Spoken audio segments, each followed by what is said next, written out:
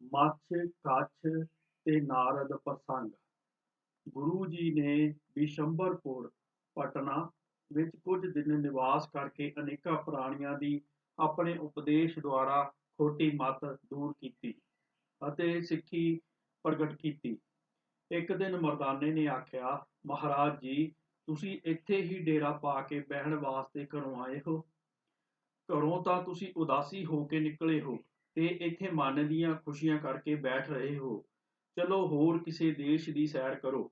ਇੱਥੇ ਬੈਠ ਰਹਿਣਾ ਦਾ ਕੀ ਲਾਭ ਹੈ? ਗੁਰੂ ਜੀ ਨੇ ਕਿਹਾ, ਚਲੋ ਮਰਦਾਨਾ, ਅਨੇਕ ਪ੍ਰਕਾਰ ਦੀ ਸੈਰ ਕਰਨ ਵਾਸਤੇ ਤਿਆਰ ਹੋ ਜਾਓ। ਉਪਰੰਤ ਗੁਰੂ ਜੀ ਇੱਥੋਂ ਚੱਲ ਕੇ ਕੁਝ ਕੋਹਾਂ ਤੇ ਸਮੁੰਦਰ ਦੇ ਕਿਨਾਰੇ ਜਾ ਪਹੁੰਚੇ। ਕਿਨਾਰੇ ਨਾਲ ਇੱਕ ਵੱਡਾ ਮੱਛ ਜੋ 35 ਕੋਹਾਂ ਵਿੱਚ ਫੈਲਿਆ ਹੋਇਆ ਸੀ, ਲੱਗਾ ਹੋਇਆ ਸੀ। ਗੁਰੂ ਜੀ ਉਸ ਮੱਛ ਦੀ ਪਿੱਠ ਤੇ ਸਵਾਰ ਹੋ ਗਏ ਅਤੇ ਕਹਿਣ ਲੱਗੇ, ਹੇ ਭਾਈ ਬਾਲਾ ਤੇ ਮਰਦਾਨਾ, ਹੁਣ ਅਸੀਂ ਇਸ ਚੀਜ਼ ਉੱਤੇ ਤੁਰੇ ਜਾ ਰਹੇ ਹਾਂ, ਤੁਹਾਨੂੰ ਕੁਝ ਪਤਾ ਲੱਗਾ ਹੈ ਕਿ ਨਹੀਂ? ਬਾਲਾ ਨੇ ਕਿਹਾ, ਗੁਰੂ ਜੀ, ਜਦ ਮੈਂ ਗੁਰੂ ਬਾਬੇ ਜੀ ਨੂੰ ਆਖਿਆ, ਸੱਚੇ ਪਾਤਸ਼ਾਹ, ਤੁਹਾਡੀਆਂ ਤੁਸੀਂ ਹੀ ਜਾਣੋ, ਸਾਨੂੰ ਕੁਝ ਪਤਾ ਨਹੀਂ ਲੱਗਦਾ। ਗੁਰੂ ਜੀ ਨੇ ਕਿਹਾ, ਇਹ ਇੱਕ ਵੱਡਾ ਮੱਛ ਹੈ, ਜਿਸ ਦੇ ਉੱਤੇ ਤੁਸੀਂ ਇਤਨੇ ਸਮੇਂ ਤੋਂ ਤੁਰੇ ਆ ਰਹੇ ਹੋ। ਇਸ ਤਰ੍ਹਾਂ ਜਦ ਤੁਰੇ ਜਾਂਦੇ ਮੱਛ ਦੇ ਸਿਰ ਉੱਤੇ ਪਹੁੰਚੇ ਤਾਂ ਮਰਦਾਨੇ ਨੇ ਉਸ ਦਾ ਬਹੁਤ ਵੱਡਾ ਭਿਆਨਕ ਮੂੰਹ ਵੇਖ ਕੇ ਕਿਹਾ, ਗੁਰੂ ਜੀ, ਤੁਹਾਡੀਆਂ ਕੁਦਰਤਾਂ ਤੁਹਾਨੂੰ ਹੀ ਬਣ ਆਉਂਦੀਆਂ ਹਨ, ਤੁਸੀਂ ਧੰਨ ਹੋ। ਜਦ ਰਾਤ ਉਸ ਮੱਛ ਉੱਤੇ ਹੀ ਬਤੀਤ ਹੋ ਗਈ ਅਤੇ ਦਿਨ ਚੜ੍ਹ ਗਿਆ ਤਾਂ ਮੱਛ ਨੇ ਆਪਣੀ ਦੇਹੀ ਪਲਟ ਲਈ ਅਤੇ ਗੁਰੂ ਜੀ ਦੀ ਉਸਤਤ ਕਰਕੇ ਕਿਹਾ, ਗੁਰੂ ਜੀ, ਤੁਸਾਂ ਬੜੀ ਕਿਰਪਾ ਕੀਤੀ ਹੈ, ਜੋ ਮੇਰਾ ਇਸ ਜੂਨੀ ਵਿੱਚੋਂ ਨਿਸਤਾਰਾ ਕਰ ਦਿੱਤਾ ਹੈ। ਗੁਰੂ ਜੀ ਨੇ ਕਿਹਾ, ਤੂੰ ਕੌਣ ਹੈ? ਇਹ ਮੱਛ ਦੇਹੀ ਤੂੰ ਕਿਸ ਤਰ੍ਹਾਂ ਪਾਈ ਹੈ? ਮੱਛ ਨੇ ਕਿਹਾ, ਮਹਾਰਾਜ, ਮੈਂ ਤੇਤਾ ਯੁੱਗ ਵਿੱਚ ਰਾਜਾ ਜਨਕ ਦਾ ਨੌਕਰ ਸਾਂ।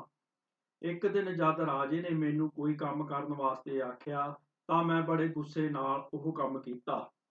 ਰਾਜੇ ਨੇ ਆਖਿਆ, ਤੂੰ ਮੱਛੀ ਵਾਂਗੂ ਤੜਫ ਕੇ ਕੰਮ ਕਰਦਾ ਹੈ।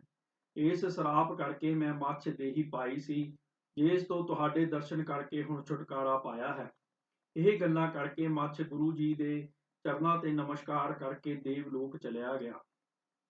ਇਹ ਕੌਤਕ ਵੇਖ ਕੇ ਮਰਦਾਨਾ ਖੁਸ਼ ਹੋ ਗਿਆ ਕਿ ਸ਼ੁਕਰ ਹੈ ਇਸ ਬਲਾ ਤੋਂ ਬਚ ਗਏ ਹਾਂ।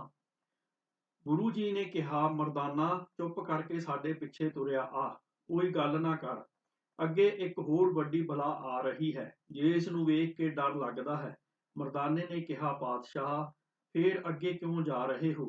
ਛੇਤੀ ਕਰਕੇ ਪਿੱਛੇ ਨੂੰ ਮੁੜ ਚੱਲੋ। ਗੁਰੂ ਜੀ ਨੇ ਹੱਸ ਕੇ ਕਿਹਾ, ਉਹ ਬਲਾ ਸਾਨੂੰ ਭੱਜਣ ਨਹੀਂ ਦੇਵੇਗੀ, ਪਿੱਛੇ ਭੱਜ ਕੇ ਛੇਤੀ ਫੜ ਲਵੇਗੀ, ਜਿਸ ਕਰਕੇ ਅੱਗੇ ਹੀ ਚੱਲੋ, ਕਰਤਾਰ ਭਲੀ ਕਰੇਗਾ। ਇਤਨੇ ਨੂੰ ਉਹ ਬਲਾ, ਜਿਸ ਦਾ ਬੜਾ ਡਰਾਉਣਾ ਤੇ ਭਿਆਨਕ ਸਰੂਪ ਸੀ, ਸਾਹਮਣੇ ਆ ਗਈ। ਇਸ ਕਲਹ ਦਾ ਕਾਲਾ ਰੰਗ, ਲਾਲ ਅੱਖਾਂ, ਵੱਡੇ ਵੱਡੇ ਲੰਮੇ ਦੰਦ, ਆਦਮੀਆਂ ਦੀਆਂ ਆਂਦਰਾਂ ਜਿਸ ਨੇ ਗਲ ਵਿੱਚ ਪਾਈਆਂ ਹੋਈਆਂ ਸਨ ਅਤੇ ਹੱਥ ਵਿੱਚ ਲਹੂ ਦਾ ਖੱਪਰ ਫੜਿਆ ਹੋਇਆ ਸੀ। ਸਿਰ ਦੇ ਲਾਲ ਵਾਲ ਪਿੱਛੇ ਪਿੱਠ ਉੱਤੇ ਖਿੰਡਰੇ ਹੋਏ ਸਨ। ਉਸ ਦੇ ਇਸ ਭਿਆਨਕ ਰੂਪ ਨੂੰ ਵੇਖ ਕੇ ਦੇਵ ਦੈਂਤ ਦੋਵੇਂ ਹੀ ਡਰ ਨਾਲ ਕੰਬਣ ਲੱਗ ਜਾਂਦੇ ਸਨ। ਉਹ ਮੂੰਹ ਟੱਡ ਕੇ ਸਾਡੇ ਵੱਲ ਆਈ। ਗੁਰੂ ਜੀ ਨੇ ਇੱਕ ਡੰਡਾ ਉਸ ਦੇ ਮੂੰਹ ਵਿੱਚ ਜ਼ੋਰ ਨਾਲ ਧੱਕ ਦਿੱਤਾ, ਜਿਸ ਦੇ ਅੰਦਰ ਜਾਣ ਨਾਲ ਪੀੜਾ ਕਰਕੇ ਰੋਣ ਲੱਗ ਪਈ। ਤਦ ਨਾਰਦ ਮੁਨੀ ਬੀਨ ਵਜਾਉਂਦਾ ਹੋਇਆ ਆ ਗਿਆ। ਉਸ ਨੇ ਗੁਰੂ ਜੀ ਨੂੰ ਆਖ ਕੇ ਕਲਹ ਨੂੰ ਛੁਡਾ ਦਿੱਤਾ ਅਤੇ ਗੁਰੂ ਜੀ ਦੀ ਬਹੁਤ ਉਸਤਤੀ ਕਰਕੇ ਕਿਹਾ ਕਿ ਮਹਾਰਾਜ, ਸਤਯੁਗ ਵਿੱਚ ਤੁਸਾਂ ਹੀ ਜੀਵਾਂ ਨੂੰ ਜੋਗ ਵਿੱਚ ਲਗਾ ਕੇ ਤਾਰਿਆ, ਤ੍ਰੇਤਾ ਵਿੱਚ ਯੁੱਗਾਂ ਵਿੱਚ ਪ੍ਰਵਿਰਤ ਕਰਕੇ ਜੀਵਾਂ ਦੀ ਕਲਿਆਣ ਕੀਤੀ, ਦੁਆਪਰ ਵਿੱਚ ਪਾਠ ਪੂਜਾ ਵਿੱਚ ਜੋੜ ਕੇ ਤਾਰਨਾ ਕੀਤਾ ਅਤੇ ਕਲਯੁਗ ਵਿੱਚ ਕੇਵਲ ਨਾਮ ਸਿਮਰਨ ਦਾ ਉਪਦੇਸ਼ ਦੇ ਕੇ ਤਾਰਨ ਆਏ ਹੋ। ਇਸ ਤਰ੍ਹਾਂ ਗੁਰੂ ਜੀ ਦੀ ਮਹਿਮਾ ਵਰਣਨ ਕਰਕੇ ਨਾਰਦ ਨੇ ਕਲਹ ਨੂੰ ਗੁਰੂ ਜੀ ਦੇ ਚਰਨਾਂ ਤੇ ਪੈਣ ਵਾਸਤੇ ਆਖਿਆ। ਨਾਰਦ ਨੇ ਕਿਹਾ, ਮਹਾਰਾਜ ਜੀ, ਇਸ ਤੋਂ ਜੋ ਭੁੱਲ ਹੋਈ ਹੈ ਉਹ ਬਖਸ਼ ਦਿਓ। ਇਹ ਬਹੁਤ ਦਿਨਾਂ ਤੋਂ ਭੁੱਖ ਨਾਲ ਤੰਗ ਹੈ, ਤੁਹਾਡੀ ਮਹਿਮਾ ਨਾ ਜਾਣਨ ਕਰਕੇ ਮੂੰਹ ਪਸਾਰ ਕੇ ਤੁਹਾਡੇ ਵੱਲ ਆਈ ਸੀ। ਗੁਰੂ ਜੀ ਨੇ ਉਸ ਦੀ ਦੀਨ ਬੇਨਤੀ ਸੁਣ ਕੇ ਕਿਹਾ, ਜਦ ਅਸੀਂ ਆਪਣਾ 6ਵਾਂ ਰੂਪ ਧਾਰਨ ਕਰਾਂਗੇ ਤਾਂ ਇਸ ਨੂੰ ਇਸ ਦੀ ਖੁਰਾਕ ਨਾਲ ਤ੍ਰਿਪਤ ਕਰਾਂਗੇ। ਜਦ 10ਵਾਂ ਰੂਪ ਧਾਰਾਂਗੇ ਤਾਂ ਦੁਸ਼ਟਾਂ, ਜ਼ਾਲਮਾਂ ਨਾਲ ਜੰਗ ਕਰਕੇ ਇਸ ਨੂੰ ਚੰਗੀ ਤਰ੍ਹਾਂ ਰਜਾਵਾਂਗੇ। ਨਾਰਦ ਅਤੇ ਕਲਹ। ਨਾਰਦ ਦੀ ਇਸਤਰੀ ਗੁਰੂ ਜੀ ਤੋਂ ਵਰ ਲੈ ਕੇ ਆਪਣੀ ਇੱਛਾ ਅਨੁਸਾਰ ਜਿੱਧਰ ਜਾਣਾ ਸੀ ਚਲੇ ਗਏ। ਭਾਈ ਬਾਲੇ ਨੇ ਜਦ ਇਹ ਪ੍ਰਸੰਗ ਗੁਰੂ ਜੀ ਨੂੰ ਸੁਣਾਇਆ ਤਾਂ ਸਰੋਤਾ ਜਨਾਂ ਨੇ ਪੁੱਛਣਾ ਕੀਤੀ ਕਿ ਜਦ ਚੌਹਾਂ ਯੁਗਾਂ ਵਿੱਚ ਨਾਮ ਦੀ ਹੀ ਮਹਿਮਾ ਕਥਨ ਕੀਤੀ ਹੈ ਤਾਂ ਫਿਰ ਜੋਗ, ਜਗ, ਤਪ ਤੇ ਪੂਜਾ ਤਿੰਨਾਂ ਵਿੱਚ ਕਰਨੇ ਕਿਉਂ ਦੱਸੇ ਹਨ। ਸਰੋਤਾ ਜਨਾਂ ਤੋਂ ਇਹ ਪ੍ਰਸ਼ਨ ਸੁਣ ਕੇ ਭਾਈ ਬਾਲੇ ਨੇ ਕਿਹਾ ਕਿ ਇਸ ਸੰਬੰਧ ਵਿੱਚ ਮੈਂ ਤੁਹਾਨੂੰ ਇੱਕ ਸਾਖੀ ਜਿਵੇਂ ਸੁਣੀ ਹੈ ਸੁਣਾਉਂਦਾ ਹਾਂ। ਇੱਕ ਵਾਰ ਦੋ ਆਦਮੀਆਂ ਨੂੰ ਬਹੁਤ ਸੂਲ ਹੋਇਆ। ਇਹਨਾਂ ਵਿੱਚੋਂ ਇੱਕ ਗਰੀਬ ਤੇ ਇੱਕ ਅਮੀਰ ਸੀ। ਦੋਵੇਂ ਢਿੱਡ ਪੀੜ ਨਾਲ ਹਾਏ ਹਾਏ ਕਰ ਰਹੇ ਸਨ। ਧਨੀ ਪੁਰਸ਼ ਵੈਦ ਪਾਸ ਗਿਆ। ਵੈਦ ਨੇ ਸੋਚਿਆ ਕਿ ਜੇ ਇਸ ਨੂੰ ਜਵੈਣ ਹੀ ਖਾਣ ਵਾਸਤੇ ਆਖੀ ਤਾਂ ਇਸ ਨੂੰ ਭਰੋਸਾ ਨਹੀਂ ਆਉਣਾ ਕਿ ਇਸ ਦੇ ਖਾਣ ਨਾਲ ਢਿੱਡ ਪੀੜ ਹਟ ਜਾਏਗੀ। ਇਸ ਕਰਕੇ ਵੈਦ ਨੇ ਇੱਕ ਪੁੜੀ ਆਪਣੇ ਪਾਸੋਂ ਦਿੱਤੀ ਅਤੇ ਆਖਿਆ ਕਿ ਇਸ ਦਵਾਈ ਨੂੰ ਜਵੈਣ ਨਾਲ ਖਾ ਲੈਣਾ, ਢਿੱਡ ਪੀੜ ਹਟ ਜਾਏਗੀ। ਧਨੀ ਨੇ ਜਦ ਇਸ ਤਰ੍ਹਾਂ ਹੀ ਕੀਤਾ ਤਾਂ ਉਸ ਦਾ ਸੂਲ ਹਟ ਗਿਆ। ਤਦ ਉਸ ਨੇ ਕਿਹਾ ਵੈਦ ਦੀ ਪੁੜੀ ਬੜੀ ਚੰਗੀ ਹੈ, ਜਿਸ ਦੇ ਖਾਣ ਨਾਲ ਹੀ ਪੀੜ ਹਟ ਗਈ। ਜਦ ਉਹ ਗਰੀਬ ਆਦਮੀ ਵੈਦ ਪਾਸ ਗਿਆ ਤਾਂ ਵੈਦ ਨੇ ਕਿਹਾ ਜਵੈਣ ਵਿੱਚ ਲੂਣ ਪਾ ਕੇ ਗਰਮ ਪਾਣੀ ਨਾਲ ਫੱਕ ਲੈਣੀ। ਗਰੀਬ ਨੇ ਕਿਹਾ ਉਸ ਪਾਸ ਤਾਂ ਕੌਡੀ ਵੀ ਨਹੀਂ ਹੈ, ਜਵੈਣ ਕਿੱਥੋਂ ਲਵੇਗਾ। ਤਦ ਵੈਦ ਨੇ ਆਪਣੇ ਪਾਸੋਂ ਹੀ ਉਸ ਨੂੰ ਜਵੈਣ ਦੇ ਦਿੱਤੀ, ਜਿਸ ਦੇ ਖਾਣ ਨਾਲ ਉਸ ਨੂੰ ਪੀੜ ਦਾ ਆਰਾਮ ਆ ਗਿਆ। ਇਸ ਤਰ੍ਹਾਂ ਜੀਵਾਂ ਦੀ ਦਸ਼ਾ ਦੇਖ ਕੇ ਪੂਰਨ ਗੁਰੂ ਜੀ ਉਹਨਾਂ ਨੂੰ ਯਥਾਰਥ ਉਪਦੇਸ਼ ਦਿੰਦੇ ਹਨ। ਸਤਯੁਗ ਵਿੱਚ ਜੀਵਾਂ ਦੀ ਨਿਰਮਲ ਬੁੱਧੀ ਤੇ ਲੱਖ ਵਰ੍ਹੇ ਦੀ ਉਮਰ ਹੁੰਦੀ ਸੀ। ਇਸ ਕਰਕੇ ਲੰਮੀ ਉਮਰ ਬਤੀਤ ਕਰਨ ਵਾਸਤੇ ਉਹਨਾਂ ਨੂੰ ਨਾਮ ਸਿਮਰਨ ਨਾਲ ਪ੍ਰਾਣਾਯਾਮ ਦੱਸਿਆ। ਤ੍ਰੇਤੇ ਵਿੱਚ 10,000 ਦੀ ਉਮਰ ਰਹਿ ਗਈ। ਇਹ ਸਮੇਂ ਪੁਰਸ਼ਾਂ ਪਾਸ ਬਹੁਤ ਧਨ ਹੁੰਦਾ ਸੀ, ਜਿਸ ਨੂੰ ਖਰਚ ਕਰਨ ਵਾਸਤੇ ਨਾਮ ਸਿਮਰਨ ਤੇ ਯੱਗ ਕਰਨੇ ਦੱਸੇ। ਫਿਰ ਜਦ ਦੁਆਪਰ ਯੁੱਗ ਆਇਆ ਤਾਂ ਜੀਵਾਂ ਦੀ ਉਮਰ 1000 ਸਾਲ ਦੀ ਹੁੰਦੀ ਸੀ। ਇਸ ਯੁੱਗ ਵਿੱਚ ਪੂਜਾ ਕਰਨਾ, ਨਾਮ ਸਿਮਰਨ ਦਾ ਉਪਦੇਸ਼ ਕੀਤਾ। ਤਿੰਨਾਂ ਯੁੱਗਾਂ ਵਿੱਚ ਜੋ ਵੱਡੀ ਉਮਰ, ਬਹੁਤ ਧਨ ਤੇ ਬਲ ਸੀ, ਜਦ ਕਲਯੁੱਗ ਵਿੱਚ ਇਹ ਨਾ ਰਹੇ ਤਾਂ ਜੀਵਾਂ ਨਿਰਧਨਤਾ ਤੇ ਦੁੱਖਾਂ ਵਿੱਚ ਘਿਰੇ ਹੋਇਆਂ ਨੂੰ ਵੇਖ ਕੇ ਸਭ ਪ੍ਰਤੀ ਇੱਕ ਨਾਮ ਸਿਮਰਨ ਦਾ ਉਪਦੇਸ਼ ਹੀ ਯਥਾਰਥ ਰੂਪ ਵਿੱਚ ਦੇ ਕੇ ਕਿਰਤਾਰਥ ਕੀਤਾ। ਵੇਦ ਸ਼ਾਸਤਰਾਂ ਦੀ ਕਠਨ ਭਾਸ਼ਾ ਨੂੰ ਗਰੀਬ ਰੋਗੀ ਰੂਪੀ ਥੋੜੀ ਬੁੱਧੀ ਵਾਲੇ ਲੋਕ ਸਮਝ ਨਹੀਂ ਸਕਦੇ ਸਨ। ਉਹਨਾਂ ਨੂੰ ਗੁਰੂ ਜੀ ਨੇ ਆਪਣੇ ਪਾਸੋਂ ਜਵੈਣ ਰੂਪੀ ਸਰਲ ਭਾਸ਼ਾ ਵਿੱਚ ਉਪਦੇਸ਼ ਦਿੱਤਾ, ਜਿਸ ਨੂੰ ਹਰ ਕੋਈ ਅਮੀਰ ਗਰੀਬ ਗ੍ਰਹਿਣ ਕਰਕੇ ਮੁਕਤੀ ਪਾ ਸਕਦਾ ਹੈ। ਜਿਸ ਤਰ੍ਹਾਂ ਸਮੁੰਦਰ ਦੇ ਖਾਰੇ ਪਾਣੀ ਨੂੰ ਬੱਦਲ ਪਰਉਪਕਾਰ ਵਾਸਤੇ ਪੀ ਕੇ ਵਰਖਾ ਦੇ ਰੂਪ ਵਿੱਚ ਮਿੱਠਾ ਕਰਕੇ ਸਾਰੇ ਦੇਸ਼ਾਂ ਵਿੱਚ ਫਿਰ ਕੇ ਵਰਸਾਉਂਦਾ ਫਿਰਦਾ ਹੈ, ਇਸ ਤਰ੍ਹਾਂ ਵੇਦਾਂ ਸ਼ਾਸਤਰਾਂ ਵਿੱਚੋਂ ਕਠਨਤਾਈ ਦਾ ਖਾਰਾਪਨ ਕੱਢ ਕੇ ਗੁਰੂ ਜੀ ਨੇ ਊਚ ਨੀਚ ਸਭ ਨੂੰ ਅੰਮ੍ਰਿਤ ਰੂਪੀ ਉਪਦੇਸ਼ ਦੀ ਵਰਖਾ ਵਰਸਾ ਦਿੱਤੀ, ਜੋ ਸਭ ਨੂੰ ਸੁਖਦਾਈ ਤੇ ਕਲਿਆਣਕਾਰੀ ਹੈ। ਭਾਈ ਬਾਲੇ ਨੇ ਕਿਹਾ, ਐ ਸਰੋਤਾ ਜਨੋ, ਇੱਕ ਨਾਮ ਤੋਂ ਹੀ ਮੁਕਤੀ ਪ੍ਰਾਪਤ ਹੁੰਦੀ ਹੈ। ਹੰਕਾਰ ਛੱਡ ਕੇ ਇਹ ਮਨ ਹੋ ਕੇ ਨਾਮ ਸਿਮਰਨ ਕਰੋ, ਇਹੀ ਜਗਤ ਦੇ ਬੰਧਨਾਂ ਤੋਂ ਛੁਟਕਾਰਾ ਦੇਣ ਵਾਲਾ ਹੈ। ਝੰਡਾ ਬਾਡੀ ਸੁਦਰਸੈਨ। ਇੱਥੋਂ ਚੱਲ ਕੇ ਗੁਰੂ ਜੀ ਸਮੁੰਦਰ ਵਿੱਚ ਇੱਕ ਬਸੀਹਰ ਟਾਪੂ ਪਹੁੰਚੇ। ਇੱਥੋਂ ਦੇ ਰਾਜੇ ਦਾ ਨਾਮ ਸੁਦਰਸੈਨ ਸੀ। ਜਦ ਗੁਰੂ ਜੀ ਸ਼ਹਿਰ ਦੇ ਬਾਹਰ ਹੀ ਜਾ ਬੈਠ ਗਏ ਤਾਂ ਮਰਦਾਨੇ ਨੇ ਕਿਹਾ, ਮੈਨੂੰ ਆਗਿਆ ਦਿਓ, ਮੈਂ ਸ਼ਹਿਰ ਵਿੱਚ ਜਾ ਕੇ ਕੁਝ ਖਾ ਪੀ ਆਵਾਂ, ਮੈਨੂੰ ਬਹੁਤ ਭੁੱਖ ਲੱਗੀ ਹੈ। ਗੁਰੂ ਜੀ ਨੇ ਕਿਹਾ, ਇੱਥੇ ਸ਼ਹਿਰ ਵਿੱਚ ਝੰਡਾ ਬਾਂਡੀ ਤਰਖਾਨ ਪਾਖਰ ਦਾ ਪੁੱਤਰ ਰਹਿੰਦਾ ਹੈ, ਤੂੰ ਉਸ ਪਾਸ ਚਲਿਆ ਜਾ। ਮਰਦਾਨੇ ਨੇ ਸ਼ਹਿਰ ਵਿੱਚ ਜਾ ਕੇ ਇੱਕ ਆਦਮੀ ਜਿਸ ਦਾ ਨਾਮ ਇੰਦਰਸੈਨ ਸੀ ਤੋਂ ਝੰਡੇ ਦਾ ਘਰ ਪੁੱਛਿਆ। ਉਹ ਮਰਦਾਨੇ ਨੂੰ ਝੰਡੇ ਦੇ ਘਰ ਲੈ ਗਿਆ। ਇੰਦਰਸੈਨ ਨੂੰ ਝੰਡੇ ਨੇ ਪੁੱਛਿਆ, ਇਹ ਤੁਹਾਡੇ ਨਾਲ ਕੌਣ ਹਨ? ਇੰਦਰਸੈਨ ਨੇ ਕਿਹਾ, ਮੇਰੇ ਪਾਸੋਂ ਇਹਨਾਂ ਨੇ ਤੇਰੇ ਘਰ ਦਾ ਪਤਾ ਪੁੱਛਿਆ ਸੀ ਤੇ ਮੈਂ ਤੇਰੇ ਪਾਸ ਲੈ ਆਇਆ ਹਾਂ। ਇਹਨਾਂ ਦਾ ਨਾਮ ਪਤਾ ਤੂੰ ਆਪ ਪੁੱਛ ਲੈ। ਝੰਡੇ ਨੇ ਮਰਦਾਨੇ ਨੂੰ ਪੁੱਛਿਆ, ਤੁਹਾਡਾ ਕੀ ਨਾਮ ਹੈ ਤੇ ਕਿੱਥੋਂ ਆਏ ਹੋ?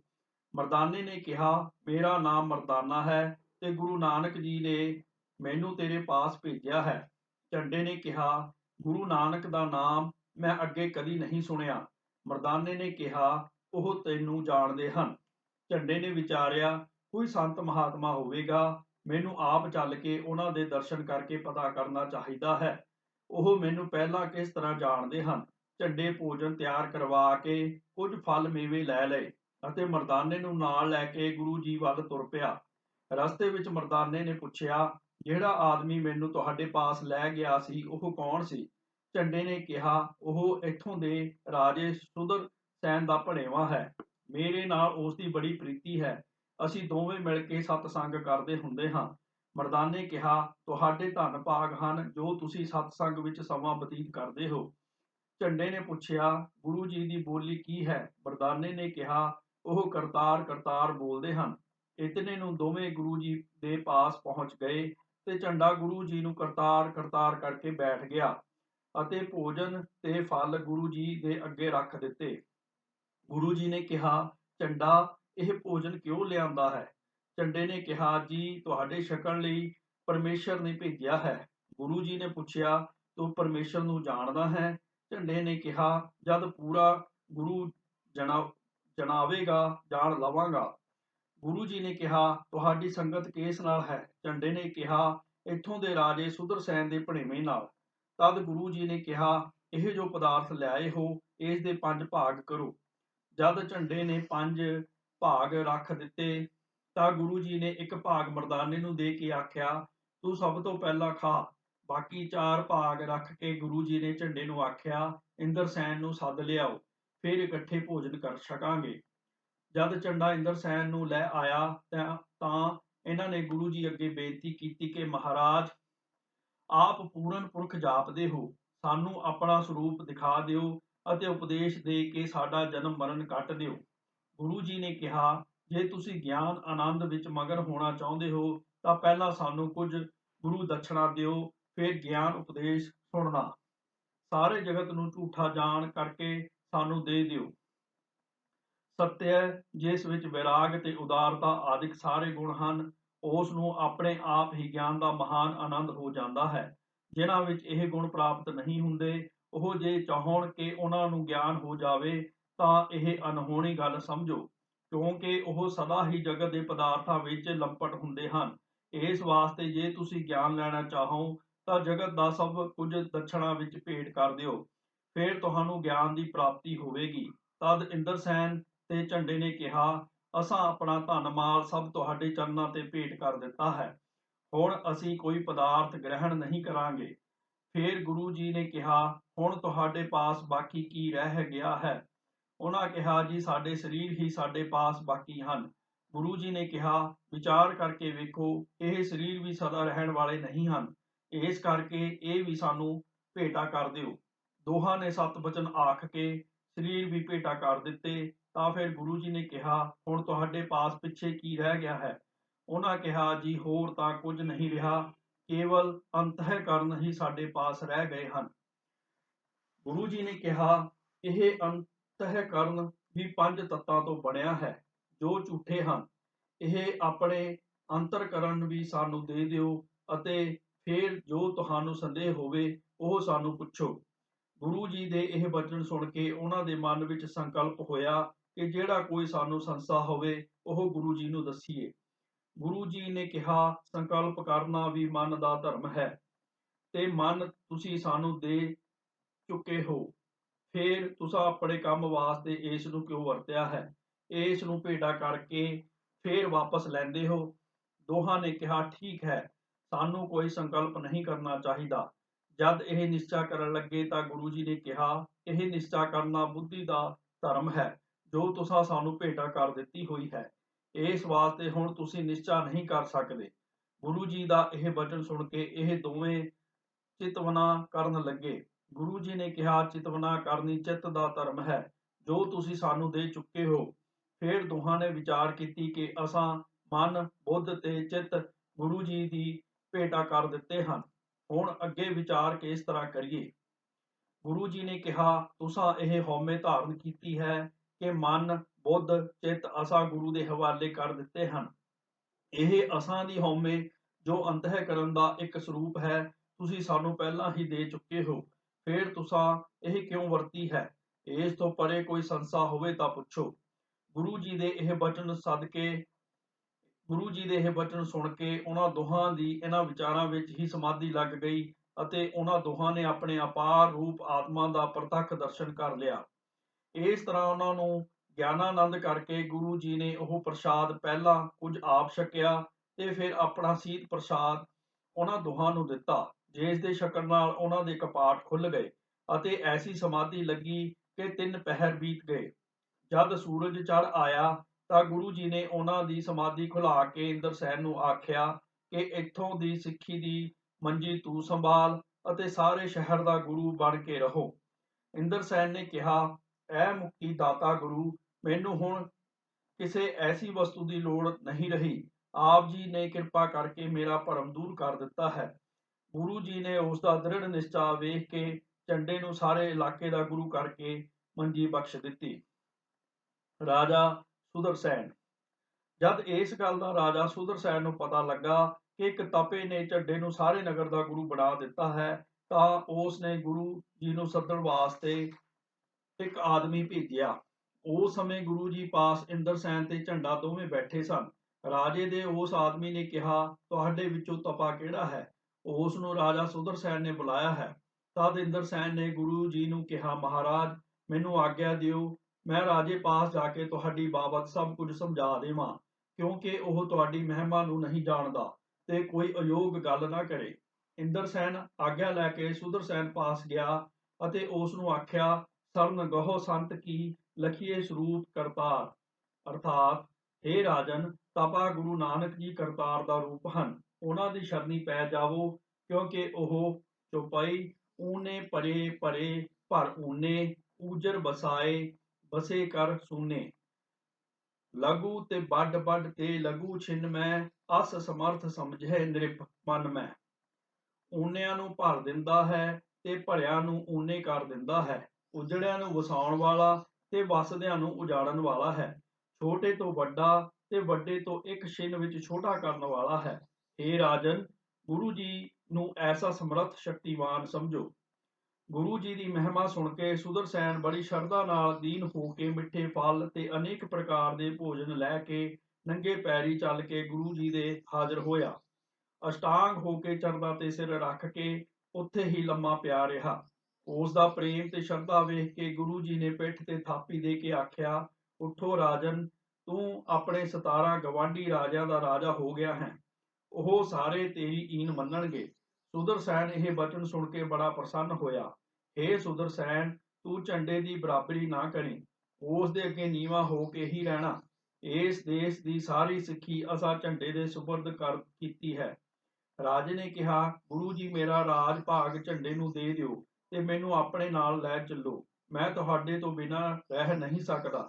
ਇਹ ਗੱਲ ਕਰਕੇ ਰਾਜੇ ਦੀਆਂ ਅੱਖਾਂ 'ਚੋਂ ਪ੍ਰੇਮ ਨਾਲ ਅੱਥਰੂ ਵਗਣ ਲੱਗ ਪਏ।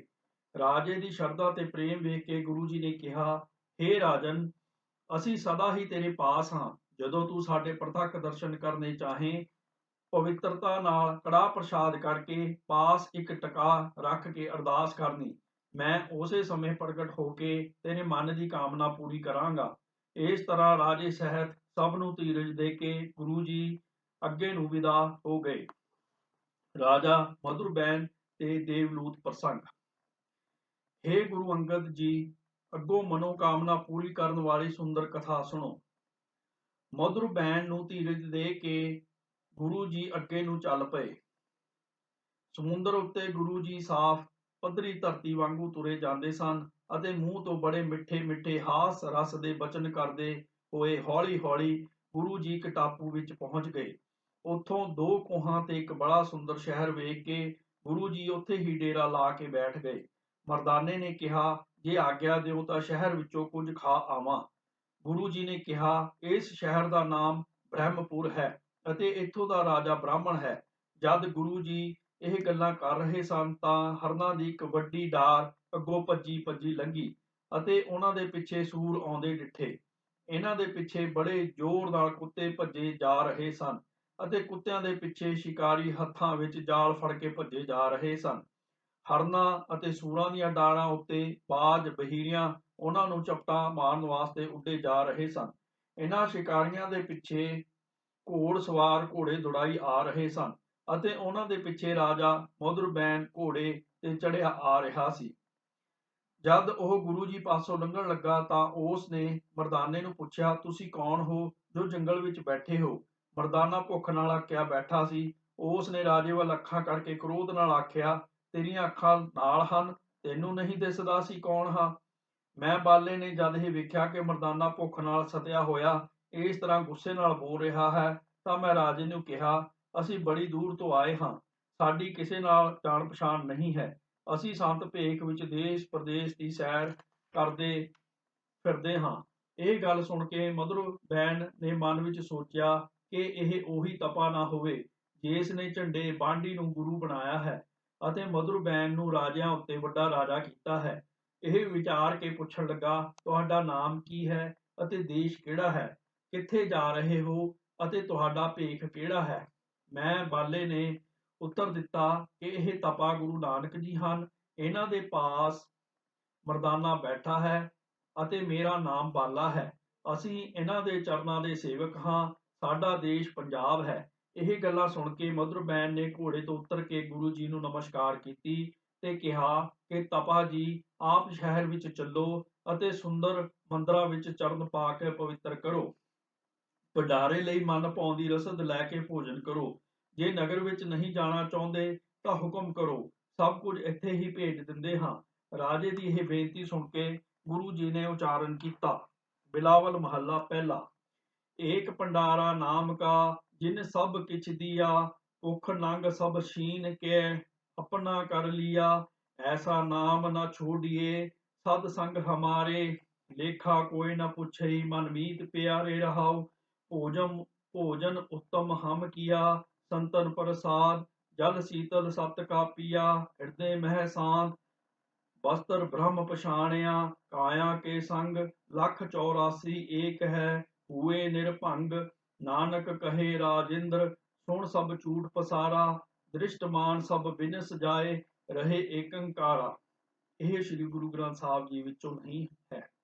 ਗੁਰੂ ਜੀ ਦੇ ਇਹ ਵਚਨ ਸੁਣ ਕੇ ਰਾਜਾ ਮੁਦਰਬੈਨ ਨੇ ਦੋਵੇਂ ਹੱਥ ਜੋੜ ਕੇ ਬੇਨਤੀ ਕੀਤੀ ਕਿ ਮੈਨੂੰ ਉਪਦੇਸ਼ ਬਖਸ਼ੋ ਜਿਸ ਨਾਲ ਸ਼ੁਭ ਗਤੀ ਹੋਵੇ। ਗੁਰੂ ਜੀ ਨੇ ਉਸ ਨੂੰ ਸ਼ਰਧਾਵਾਨ ਅਧਿਕਾਰੀ ਸਮਝ ਕੇ ਬਚਨ ਕੀਤਾ ਕਿ ਜਗਤ ਨੂੰ ਮਿਥਿਆ ਜਾਣੋ, ਸਤਨਾਮ ਦਾ ਸਿਮਰਨ ਕਰੋ। ਨਾਮ ਸਿਮਰਨ ਤੋਂ ਬਿਨਾਂ ਸਾਰੇ ਜਪ ਤਪ ਤੇ ਧਰਮ ਕਰਮ ਨਿਸਫਲ ਹਨ। ਜਿਵੇਂ ਕਾਗਜ਼ ਉੱਪਰ ਏਕਾ ਅੰਕ ਲਿਖਣ ਤੋਂ ਬਿਨਾਂ ਭਾਵੇਂ ਕਿੰਨੀਆਂ ਬਿੰਦੀਆਂ ਲਿਖੀਏ, ਉਹਨਾਂ ਦੀ ਕੋਈ ਰਕਮ ਨਹੀਂ ਬਣਦੀ, ਸਭ ਲਿਖਣਾ ਬੇਅਰਥ ਹੀ ਜਾਂਦਾ ਹੈ। ਇਸ ਪ੍ਰਕਾਰ ਹੀ ਇੱਕ ਨਾਮ ਤੋਂ ਬਿਨਾਂ ਜਿਤਨੇ ਵੀ ਜਪ ਤਪ ਤੇ ਨੇਮ ਕਰਮ ਹਨ, ਸਭ ਬਿਰਥਾ ਜਾਂਦੇ ਹਨ। ਜੇ ਏਕਾ ਲਿਖ ਕੇ ਉਸ ਨਾਲ ਬਿੰਦੀਆਂ ਪਾਈਏ ਤਾਂ ਇੱਕ ਇੱਕ ਬਿੰਦੀ ਨਾਲ ਉਸ ਦੀ 10 ਗੁਣਾ ਕੀਮਤ ਵੱਧ ਜਾਂਦੀ ਹੈ। ਤਿਵੇਂ ਹੀ ਨਾਮ ਸਿਮਰਨ ਨਾਲ ਜੇਕਰ ਜਪ ਤਪ ਤੇ ਹੋਰ ਧਰਮ ਕਰਮ ਤੇ ਨੇਮ ਕੀਤੇ ਜਾਣ ਤਾਂ ਉਹਨਾਂ ਦਾ ਬਹੁਤ ਫਲ ਹੁੰਦਾ ਹੈ। ਐਸੇ ਪੁਰਸ਼ ਮੁਕਤੀ ਨੂੰ ਪ੍ਰਾਪਤ ਹੁੰਦੇ ਹਨ। ਹੇ ਰਾਜਾ, ਇਹ ਮਨ ਅਵਾਰਾ ਪਸ਼ੂ ਦੀ ਨਿਆਈ ਹੈ ਜੋ ਆਪਣੇ ਅਸਥਾਨ ਨੂੰ ਛੱਡ ਕੇ ਬਿਗਾਨੀਆਂ ਖੇਤੀਆਂ ਨੂੰ ਦੌੜਦਾ ਹੈ। ਪਰ ਜੇ ਇਸ ਦੇ ਗਲ ਗੁਰੂ ਸ਼ਬਦ ਰੂਪੀ ਡਹਿਆ ਬੰਨ ਦਈਏ, ਫਿਰ ਇਹ ਬਾਹਰ ਨਹੀਂ ਦੌੜਦਾ ਅਤੇ ਅੰਤ ਨੂੰ ਦਰਗਾਹ ਵਿੱਚ ਸੁਰਖਰੂ ਹੋ ਜਾਂਦਾ ਹੈ। ਇਸ ਪ੍ਰਕਾਰ ਦਾ ਸ਼ੁਭ ਉਪਦੇਸ਼ ਸੁਣ ਕੇ ਰਾਜੇ ਦੀ ਨਾਮ ਨਾਲ ਲਿਵ ਲੱਗ ਗਈ। ਉਸ ਦੇ ਹਿਰਦੇ ਭਗਤੀ ਭਾਵ ਜਾਗ ਪਿਆ। ਉਪਰੰਤ ਉਸ ਨੇ ਬੇਨਤੀ ਕਰਕੇ ਗੁਰੂ ਜੀ ਨੂੰ ਆਪਣੇ ਮੰਦਰਾਂ ਵਿੱਚ ਲਿਆਂਦਾ ਅਤੇ ਬਹੁਤ ਸੇਵਾ ਕੀਤੀ। ਗੁਰੂ ਜੀ ਨੇ ਇੱਥੇ ਸਤ ਸੰਗਤ ਦੀ ਮਰਿਆਦਾ ਸਥਾਪਨ ਕਰਕੇ ਅਨੇਕ ਪੁਰਸ਼ਾਂ ਨੂੰ ਭਗਤੀ ਭਾਵ ਵਿੱਚ ਜੋੜ ਦਿੱਤਾ। ਰਾਜੇ ਨੇ ਗੁਰੂ ਜੀ ਦਾ ਹੁਕਮ ਮੰਨ ਕੇ ਸਤਸੰਗ ਵਾਸਤੇ ਧਰਮਸ਼ਾਲਾ ਬਣਵਾਈ ਅਤੇ ਦੇਗ ਚਲਾਈ। ਕੁਝ ਦਿਨਾਂ ਉਪਰੰਤ ਜਦ ਗੁਰੂ ਜੀ ਚੱਲਣ ਲੱਗੇ ਤਾਂ ਆਪ ਜੀ ਨੇ ਕਿਹਾ, ਹੇ ਰਾਜਾ ਮੁਦਰਬੈਨ, ਤੁਸਾਂ ਰਾਜਾ ਮਧੁਰਸੈਨ ਦੀ ਈਨ ਮੰਨ ਕੇ ਉਸ ਨੂੰ ਭੇਟਾ ਦੇਣੀ। ਮੁਦਰਬੈਨ ਨੇ ਕਿਹਾ, ਜਿਵੇਂ ਹੁਕਮ ਹੈ ਤਿਵੇਂ ਹੀ ਕਰਾਂਗਾ। ਇੱਥੋਂ ਚੱਲ ਕੇ 3 ਦਿਨਾਂ ਉਪਰੰਤ ਗੁਰੂ ਜੀ ਇੱਕ ਪਹਾੜ ਲਾਗੇ ਰਮਣੀਕ ਥਾਂ ਵੇਖ ਕੇ ਬੈਠ ਗਏ। ਦੇਵਲੂਤ ਰਾਖਸ਼। ਇਸ ਟਾਪੂ ਇਲਾਕੇ ਵਿੱਚ ਬਹੁਤ ਪਹਾੜ ਸਨ। ਇਸ ਵਿੱਚ ਇੱਕ ਦੇਵ ਗੰਧਾਰ ਨਗਰ ਸੀ ਜਿਸ ਦਾ ਰਾਜਾ ਇੱਕ ਰਾਕਸ਼ ਦੇਵਲੂਤ ਸੀ। ਜਦ ਗੁਰੂ ਜੀ ਇੱਕ ਪਹਾੜ ਪਾਸ ਸੋਹਣੀ ਰਮਣੀਕ ਥਾਂ ਵੇਖ ਕੇ ਬੈਠ ਗਏ ਤਾਂ ਮਰਦਾਨੇ ਨੇ ਕਿਹਾ, ਗੁਰੂ ਜੀ 3 ਦਿਨ ਹੋ ਗਏ ਹਨ, ਕੁਝ ਖਾਧਾ ਪੀਤਾ ਨਹੀਂ, ਮੈਨੂੰ ਬਹੁਤ ਭੁੱਖ ਲੱਗੀ ਹੈ। ਗੁਰੂ ਜੀ ਨੇ ਕਿਹਾ, ਮਰਦਾਨਾ, ਇਹ ਨਗਰ ਵੀ ਕੌਡੇ ਰਾਖਸ਼ ਵਰਗਾ ਹੀ ਹੈ, ਜਿਸ ਨੇ ਤੈਨੂੰ ਤੇਲ ਦੇ ਤਪਦੇ ਕੜਾਹੇ ਵਿੱਚ ਪਾ ਦਿੱਤਾ ਸੀ। ਹੁਣ ਜੇ ਤੇਰੀ ਮਰਜ਼ੀ ਹੈ ਤਾਂ ਚਲਿਆ ਜਾ, ਕੁਝ ਖਾ ਪੀ ਆ। ਮਰਦਾਨੇ ਨੇ ਕਿਹਾ, ਜੀ ਸੜ ਜਾਵੇ ਇਹ ਨਗਰ, ਮੈਂ ਇਸ ਵਿੱਚ ਕਦੀ ਨਾ ਜਾਵਾਂਗਾ। ਗੁਰੂ ਜੀ ਨੇ ਹੱਸ ਕੇ ਕਿਹਾ, ਇਸ ਨਗਰ ਵਿੱਚ ਜਾਣ ਤੋਂ ਬਿਨਾਂ ਕੰਮ ਨਹੀਂ ਬਣੇਗਾ, ਇਸ ਕਰਕੇ ਅੱਜ ਤੂੰ ਜ਼ਰੂਰ ਚਲਿਆ ਜਾ। ਮਰਦਾਨੇ ਨੇ ਕਿਹਾ, ਗੁਰੂ ਜੀ, ਮੈਨੂੰ ਰਾਖਸ਼ ਪਾਸੋਂ ਕਿਉਂ ਮਰਵਾਉਂਦੇ ਹੋ, ਆਪ ਹੀ ਮਾਰ ਦਿਓ। ਇਸ ਤਰ੍ਹਾਂ ਹਾਸ ਵਿਲਾਸ ਦੇ ਬਚਨ ਹੋ ਰਹੇ ਸਨ ਕਿ ਰਾਖਸ਼ਾਂ ਦਾ ਰਾਜਾ ਸ਼ਿਕਾਰ ਖੇਡਣ ਵਾਸਤੇ ਰਾਖਸ਼ਾਂ ਦੀ ਭਿਆਨਕ ਫੌਜ ਲੈ ਕੇ ਆ ਗਿਆ। ਰਾਖਸ਼ਾਂ ਦੇ ਬੜੇ ਵੱਡੇ ਵੱਡੇ ਕੱਦ, ਰੰਗ ਕਾਲੇ, ਮੂੰਹ ਚੋਂ ਲੰਮੇ ਲੰਮੇ ਚਿੱਟੇ ਦੰਦ ਬਾਹਰ ਨਿਕਲੇ ਹੋਏ, ਨਾਸਾਂ ਤੇ ਮੂੰਹ ਦੇ ਛੇਕ ਖੂਹ ਵਾਂਗੂ ਵੱਡੇ ਵੱਡੇ, ਅੱਖਾਂ ਲਾਲ ਲਹੂ ਵਰਗੀਆਂ, ਗਲ ਹੱਡਾਂ ਦੀ ਮਾਲਾ। ਜਦ ਇਹ ਭਿਆਨਕ ਰੂਪ ਫੌਜ ਮਰਦਾਨੇ ਨੇ ਵੇਖੀ ਤਾਂ ਡਰ ਨਾਲ ਉਸ ਦੇ ਸਾਹ ਸੁੱਕ ਗਏ। ਕਹਿਣ ਲੱਗਾ, ਗੁਰੂ ਜੀ, ਕੁੱਥਾ ਮਾਰਿਆ ਜੀ, ਹੁਣ ਜਿਉਣਾ ਔਖਾ ਹੈ, ਜੇ ਕੋਈ ਉਪਾਅ ਹੋ ਸਕਦਾ ਹੈ ਤਾਂ ਕਰੋ, ਨਹੀਂ ਤਾਂ ਇਹਨਾਂ ਨੇ ਹੁਣੇ ਹੀ ਆਣ ਕੇ ਮਾਰ ਦੇਣਾ ਹੈ। ਮਰਦਾਨੇ ਨੂੰ ਇਸ ਤਰ੍ਹਾਂ ਭੈਭੀਤ ਹੋਇਆ ਵੇਖ ਕੇ ਗੁਰੂ ਜੀ ਨੇ ਕਿਹਾ, ਮਰਦਾਨਾ, ਕਰਤਾਰ ਕਰਤਾਰ ਜਪੀ ਜਾਹ ਤੇ ਮਨ ਵਿੱਚ ਧੀਰਜ ਧਾਰ ਕੇ ਤਮਾਸ਼ਾ ਵੇਖ ਕੀ ਬਣਦਾ ਹੈ। ਇਤਨੇ ਨੂੰ ਰਾਖਸ਼ਾਂ ਦੇ ਰਾਜੇ ਨੇ ਇਹਨਾਂ ਨੂੰ ਵੇਖ ਕੇ ਰਾਖਸ਼ਾਂ ਨੂੰ ਆਖਿਆ ਕਿ ਮਨੁੱਖ ਦਾ ਮਾਸ ਖਾਣ ਨੂੰ ਅੱਜ ਬੜੇ ਚਿਰ ਪਿੱਛੋਂ ਮਿਲਿਆ ਹੈ। ਜਾਓ, ਉਹ 3 ਮਨੁੱਖ ਜੋ ਪਹਾੜ ਪਾਸ ਬੈਠੇ ਹੋਏ ਹਨ ਫੜ ਲਿਆਓ। ਆਪਣੇ ਰਾਜੇ ਦਾ ਹੁਕਮ ਸੁਣ ਕੇ ਜਦ 3 ਰਾਖਸ਼ ਗੁਰੂ ਜੀ ਪਾਸ ਆਏ ਤਾਂ ਉਹ ਅੰਨੇ ਹੋ ਗਏ। ਉਹਨਾਂ ਨੂੰ ਰਸਤਾ ਵੀ ਨਾ ਦਿਸੇ ਕਿ ਕਿੱਧਰ ਜਾਣਾ ਹੈ। ਜਦ ਇਸ ਤਰ੍ਹਾਂ ਵਿਆਕੁਲ ਹੋ ਕੇ ਰਾਖਸ਼ ਪਿੱਛੇ ਮੁੜ ਪਏ ਤਾਂ ਉਹਨਾਂ ਨੂੰ ਦਿਸਣ ਲੱਗ ਪਿਆ। ਉਹਨਾਂ ਨੇ ਸਾਰੀ ਵਾਰਤਾ ਰਾਜੇ ਨੂੰ ਜਾ ਕੇ ਦੱਸੀ ਤਾਂ ਉਸ ਨੇ ਗੁੱਸੇ ਨਾਲ ਕਿਹਾ, ਉੱਥੇ ਜਾ ਕੇ ਤੁਹਾਡੀਆਂ ਅੱਖਾਂ ਨੂੰ ਕੀ ਹੋ ਗਿਆ ਸੀ। ਰਾਜੇ ਨੇ ਫਿਰ 3 ਆਦਮੀ ਹੋਰ ਭੇਜੇ ਜੋ ਦੌੜ ਕੇ ਗੁਰੂ ਜੀ ਲਾਗੇ ਗਏ ਤਾਂ ਪਹਿਲਾਂ ਵਾਂਗ ਤਿੰਨੇ ਉਹ ਵੀ ਅੰਨੇ ਹੋ ਗਏ। ਉਹਨਾਂ ਨੇ ਰਾਜੇ ਨੂੰ ਆਣ ਕੇ ਦੱਸਿਆ, ਮਹਾਰਾਜ, ਜਦ ਅਸੀਂ ਉਹਨਾਂ ਦੇ ਨੇੜੇ ਜਾਂਦੇ ਹਾਂ ਤਾਂ ਅੰਨੇ ਹੋ ਜਾਂਦੇ ਹਾਂ, ਜਦ ਪਿੱਛੇ ਹਟ ਆਉਂਦੇ ਹਾਂ ਤਾਂ ਦਿਸਣ ਲੱਗ ਪੈਂਦਾ ਹੈ। ਇਹ ਅਚਰਜ ਗੱਲ ਹੈ, ਸਾਡੀ ਸਮਝ ਵਿੱਚ ਕੁਝ ਨਹੀਂ ਆਉਂਦਾ। ਇਸ ਤਰ੍ਹਾਂ ਹੀ ਜਦ ਰਾਜੇ ਨੇ 7 ਵਾਰ 3-3 ਆਦਮੀ ਭੇਜੇ ਤਾਂ ਹੈਰਾਨ ਹੋ ਕੇ ਉਸ ਨੇ ਆਪਣੇ ਮੰਤਰੀ ਨੂੰ ਪੁੱਛਿਆ ਕਿ ਇਹ ਕੀ ਕੌਤਕ ਹੈ। 7 ਵਾਰ ਆਦਮੀ ਭੇਜੇ ਹਨ ਪਰ ਕੋਈ ਵੀ ਉਹਨਾਂ ਨੂੰ ਫੜ ਕੇ ਨਹੀਂ ਲਿਆਇਆ। ਮੰਤਰੀ ਨੇ ਕਿਹਾ, ਰਾਜਾ ਜੀ, ਇਹ ਕੋਈ ਕਲਾਵਾਨ ਜਾਪਦਾ ਹੈ, ਜੇਕਰ ਹੁਕਮ ਕਰੋ ਤਾਂ ਮੈਂ ਆਪ ਜਾ ਕੇ ਵੇਖਾਂ। ਰਾਜੇ ਦੀ ਆਗਿਆ ਲੈ ਕੇ ਮੰਤਰੀ ਬੜਾ ਸ਼ਰਧਾ ਧਾਰ ਕੇ ਗੁਰੂ ਜੀ ਵੱਲ ਤੁਰ ਪਿਆ ਅਤੇ ਹੱਥ ਜੋੜ ਕੇ ਅਰਦਾਸਾਂ ਕਰਦਾ ਹੋਇਆ ਆਪ ਜੀ ਪਾਸ ਆਣ ਕੇ ਚਰਨਾਂ ਤੇ ਮੱਥਾ ਟੇਕ ਕੇ ਬੈਠ ਗਿਆ ਅਤੇ ਬੇਨਤੀ ਕਰਕੇ ਪੁੱਛਿਆ ਕਿ ਤੁਹਾਡਾ ਨਾਮ ਕੀ ਹੈ ਅਤੇ ਕਿੱਥੋਂ ਚੱਲ ਕੇ ਆਏ ਹੋ, ਅੱਗੇ ਕਿੱਥੇ ਜਾਓਗੇ। ਗੁਰੂ ਜੀ ਨੇ ਕਿਹਾ, ਸਾਡਾ ਨਾਮ ਨਾਨਕ ਨਿਰੰਕਾਰੀ ਹੈ, ਵੈਰਾਗ ਧਾਰਨ ਕਰਕੇ ਆਪਣੀ ਮੌਜ ਵਿੱਚ ਵਿਚਰ ਰਹੇ ਹਾਂ। ਵਜ਼ੀਰ ਨੇ ਜਾ ਕੇ ਰਾਜੇ ਨੂੰ ਦੱਸਿਆ ਕਿ ਤੁਹਾਡੇ ਨਗਰ ਵਿੱਚ ਕਰਤਾਰ ਆਪ ਆਇਆ ਹੈ, ਸ਼ਰਧਾ ਧਾਰ ਕੇ ਉਹਨਾਂ ਦੀ ਸ਼ਰਨ ਪਵੋ, ਤੁਹਾਡਾ ਨਿਸਤਾਰਾ ਹੋ ਜਾਵੇਗਾ। ਦੇਵਲੂਤ ਨੇ ਵਜ਼ੀਰ ਨੂੰ ਕਿਹਾ, ਮਨੁੱਖ ਮੇਰੀ ਖੁਰਾਕ ਚਾਹੀਦੀ ਹੈ, ਮੈਂ ਤੇਰੀ ਗੱਲ ਮੰਨ ਕੇ ਉਹਨਾਂ ਦੀ ਸ਼ਰਨ ਗ੍ਰਹਿਣ ਨਹੀਂ ਕਰ ਸਕਦਾ, ਮੈਂ ਆਪ ਜਾ ਵੇਖਦਾ ਹਾਂ ਉਹ ਕੈਸੇ ਹਨ। ਜਦ ਦੇਵਲੂਤ ਸਾਰੇ ਰਾਖਸ਼ਾਂ ਨੂੰ ਨਾਲ ਲੈ ਕੇ ਗੁਰੂ ਜੀ ਵੱਲ ਆਇਆ ਤਾਂ ਗੁਰੂ ਜੀ ਦੇ ਨੇੜੇ ਆਣ ਕੇ ਇੱਕ ਮੰਤਰੀ ਤੋਂ ਬਿਨਾਂ ਸਾਰੇ ਰਾਖਸ਼ਾਂ ਸਹਿਤ ਅੰਨਾ ਹੋ ਗਿਆ। ਇਹ ਕੌਤਕ ਵੇਖ ਕੇ ਦੇਵਲੂਤ ਨੇ ਕਿਹਾ, ਹੇ ਮੰਤਰੀ, ਜੈਸਾ ਤੂੰ ਕਹਿੰਦਾ ਸੀ ਵੈਸੇ ਹੀ ਪੂਰਨ ਪੁਰਖ ਹਨ। ਹੁਣ ਜੇ ਇਹ ਕਿਰਪਾ ਕਰਕੇ ਦਰਸ਼ਨ ਦੇਣ ਤਾਂ ਮੈਂ ਇਹਨਾਂ ਦੀ ਚਰਨ ਸ਼ਰਨ ਲੈ ਕੇ ਸਦਾ ਸੇਵਾਦਾਰ ਬਣਿਆ ਰਹਾਂਗਾ। ਯਥਾ ਦੋਹਰਾ, ਅਬ ਮੁਝ ਦਰਸ਼ਨ ਦੇਹਿ, ਜੇ ਚਰਨ ਸ਼ਰਨ ਹੋ ਆਉ, ਧਰ ਸ਼ਰਧਾ ਸੇਵਾ ਕਰੋ, ਸਦਾ ਜਪੋ ਤਿਨ ਨਾਉ। ਜਦੋਂ ਵਜ਼ੀਰ ਨੇ ਸਮਝ ਲਿਆ ਕਿ ਰਾਜਾ ਸ਼ਰਧਾਵਾਨ ਹੋ ਗਿਆ ਹੈ, ਇਸ ਦੇ ਮਨ ਵਿੱਚ ਕੋਈ ਮੈਲ ਨਹੀਂ ਰਹੀ, ਤਾਂ ਉਸ ਨੇ ਗੁਰੂ ਜੀ ਪਾਸ ਜਾ ਕੇ ਬੇਨਤੀ ਕੀਤੀ ਕਿ ਹੇ ਮੁਕਤੀ ਦਾਤਾ, ਰਾਜੇ ਨੂੰ ਹੁਣ ਪ੍ਰਤੀਤ ਆ ਗਈ ਹੈ, ਇਸ ਤੇ ਕਿਰਪਾ ਦ੍ਰਿਸ਼ਟੀ ਕਰਕੇ ਦਰਸ਼ਨ ਦਿਓ। ਗੁਰੂ ਜੀ ਨੇ ਕਿਹਾ, ਰਾਜਾ, ਅੱਖਾਂ ਖੋਲ ਕੇ ਵੇਖ, ਅਸੀਂ ਤੇਰੇ ਪਾਸ ਹੀ ਬੈਠੇ ਹਾਂ। ਰਾਜੇ ਨੇ ਜਦ ਇਹ ਬਚਨ ਸੁਣਿਆ ਤਾਂ ਉਸ ਦੇ ਨੇਤਰ ਖੁੱਲ ਗਏ। ਉਸ ਨੇ ਗੁਰੂ ਜੀ ਦੇ ਚਰਨਾਂ ਤੇ ਸਿਰ ਰੱਖ ਕੇ ਬੇਨਤੀ ਕੀਤੀ ਕਿ ਮੈਂ ਆਪ ਜੀ ਦੀ ਜੋ ਅਵੱਗਿਆ ਕੀਤੀ ਹੈ ਉਸ ਦੀ ਮੈਨੂੰ ਮਾਫੀ ਦਿਓ ਅਤੇ ਮੇਰੇ ਨਾਲ ਨਗਰ ਵਿੱਚ ਚੱਲ ਕੇ ਨਿਵਾਸ ਕਰੋ। ਉਸ ਦੀ ਬੇਨਤੀ ਪ੍ਰਵਾਨ ਕਰਕੇ ਗੁਰੂ ਜੀ ਉਸ ਦੇ ਘਰ ਚਲੇ ਗਏ। ਦੇਵਲੂਤ ਨੇ ਆਪ ਜੀ ਦਾ ਇੱਕ ਸੁੰਦਰ ਮੰਦਰ ਵਿੱਚ ਨਿਵਾਸ ਕਰਾ ਕੇ ਬਹੁਤ ਸੇਵਾ ਕੀਤੀ।